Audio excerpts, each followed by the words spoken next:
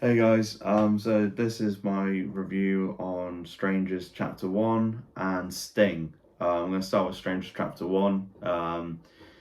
Let me just say before I start the actual review, one of them I really enjoyed and the other I found really shit, to be honest with you. There wasn't much there. I wanted to walk out the theatre during like parts of the movie, just because of how bored I was. I think just in general, it's just not a good not a good film. But we'll start with the bad and then work our way on to the good. Okay, so the first movie I'm reviewing is Strangers Chapter 1. I'd say the movie is a shell of the former two, which is Strangers 2008 and Strangers Prey at Night 2018. Minus thoughts on the movie. So it starts off very, I'd say, kind of similar to the 2008 film. Only they're a happy couple, and they're not feeling like the strain of the divorce, or not divorce, but like they a failed marriage proposal in the first one. This one's directed by Rennie Harlan. Um, I'm gonna be honest, I don't know much about his work.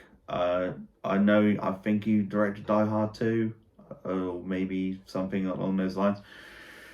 Um, to be honest with you, I'm not impressed by this first chapter in his trilogy, which is a trilogy, and it's gonna be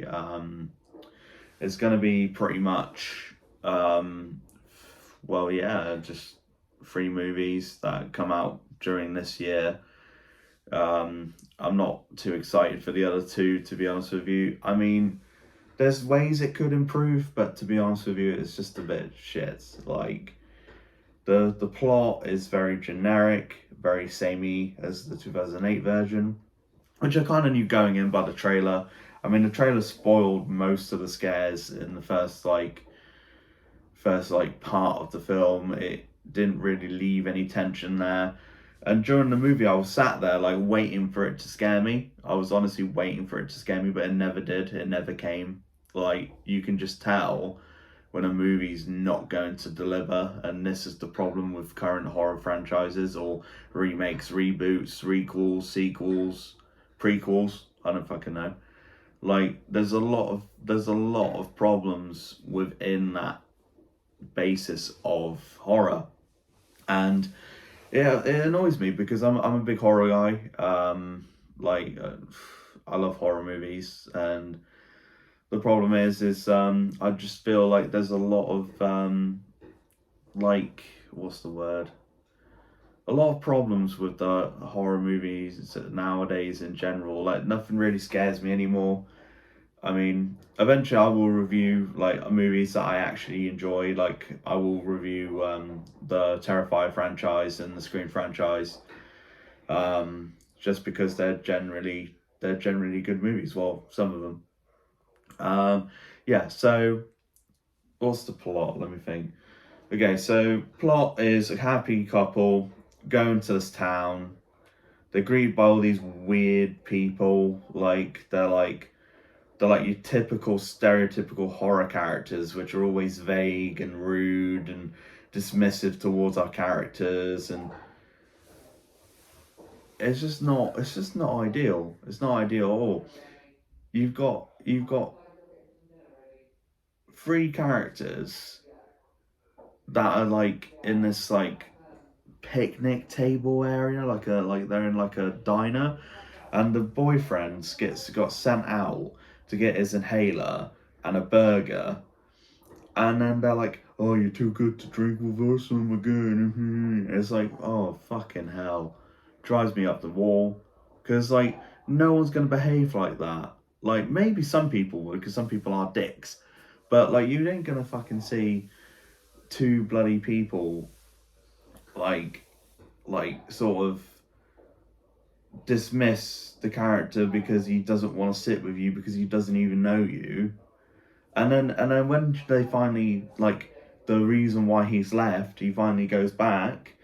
It's like it's just beat by beat by beat a remake of the original, and honestly, it's just shit. it's just so shit. Like, there's no originality, there's no depth to the characters. The performances, I mean, they do well with what they've got. I think that's partly to do with the script. I don't think there's much you can do with the script. I think the script is very generic and very base horror movie trope. Sorry, you've got a lot of like a lot of tropes in the movie. It's not good. Me personally, I would not recommend seeing it. Well, well, I'll tell you what, see it on streaming for yourself when it comes out. Give it a go. If you like it, you like it. If you don't, well, then you can watch this review for reference, I suppose. I know I don't add a lot to the table to the review. I suppose it's just my thoughts, my rambling thoughts. But I mean, what I'm saying is it's not a good movie, and the Pray at Night is fantastic. It's not like the best movie ever, but it's got a lot of good like sequences, especially the sequence in the pool or the sequence where he's in his truck and the guy's impaled and Cambodia plays, which is a great song by the way by Kim Wilde. Fantastic sequence in the film. My personal opinion, honestly, my rating for the film, I'd give it a 2, just an easy 2. All right, yeah, that's my review for Stranger Chapter 1. Now we're going to go on to Sting.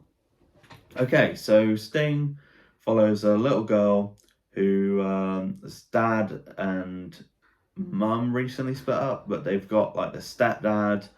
He seems all right. He's trying to draw comics for her to like make a comic book, and she comes across this spider. Well, it's not really a spider. I think it's an alien. I suppose it's an alien. It comes from a meteor down to Earth and hits the window and goes through this little doll's house. And basically chaos ensues. You've got I think there's about like 3-4 characters which are relatively decently written, to be fair. It's not the best movie, but it's not bad. It's not a bad film. Like, there's a lot of good scares in there. Me and my friend Cameron and my mum were watching it, and my mum jumped a few times. My mate Cameron jumped off his seat. I personally didn't jump, but not because I'm like, oh, look at me, I'm watching. No, it's just because honestly, I was like, okay, it's got a few good jump scares, but I wasn't like, I was expecting them. They were kind of obvious, but like they were good practical jump scares. Sting, the character of Sting, well, the design of the monsters really fucking good.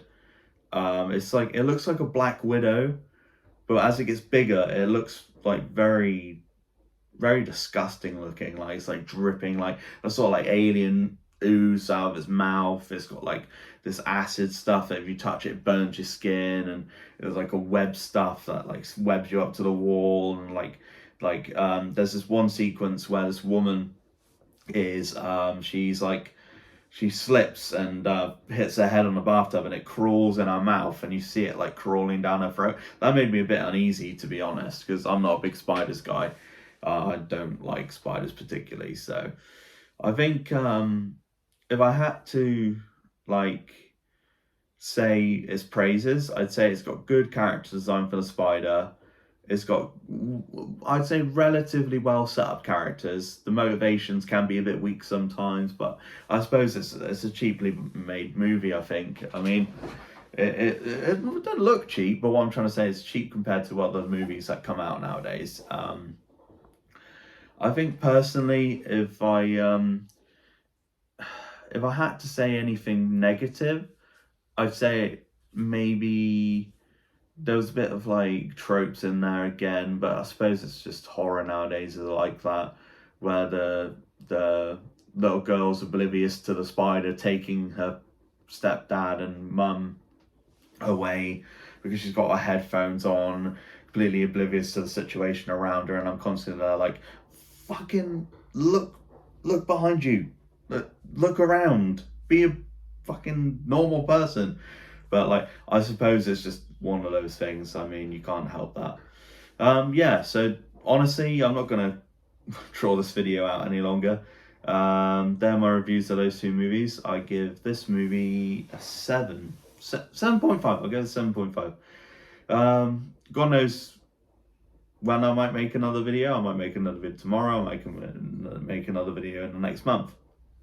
I'll just do it when I feel necessary, when I want to do them.